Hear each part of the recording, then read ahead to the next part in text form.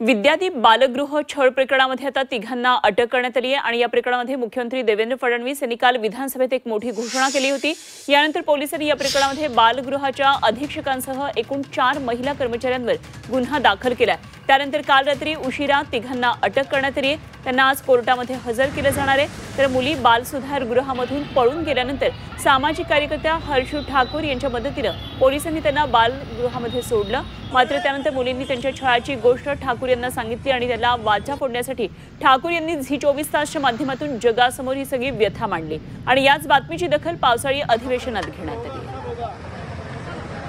आणि या संदर्भात आणखी सविस्तर माहिती जाणून घेऊया। आमचे प्रतिनिधी विशाल करोळे सध्या आपल्या बरोबर जोडले गेलेत। विशाल, झी 24 तासनी बातमी दाखवली, काल अधिवेशनात दखल घेतली, मुख्यमंत्र्यांनी या संदर्भातली घोषणा सुद्धा केली। मात्र आता बाल सुधार गृहावर कारवाई होतीये, आणखी काही जणांना यामध्ये निलंबित करण्यात आले, काही गुन्हे दाखल झाल्याचं कळतंय, काय सविस्तर तपशील आहेत? अनुपमा, मुख्यमंत्र्यांनी काल या सगळ्या प्रकरणाची दखल घेतली आणि त्यानंतर या सगळ्या प्रकरणात चौकशी होईल आणि गुन्हे दाखल करण्याचीही त्यांनी घोषणा केली होती। त्यानुसार संभाजीनगरमध्ये रात्री उशिरा बालगृहाचे जे अधीक्षक आहेत त्यांच्यावर आणि इतर 3 कर्मचाऱ्यांवर गुन्हा दाखल करण्यात आला होता आणि रात्री उशिरा त्यातील 3 जणांना पोलिसांनी अटक केलेली आहे।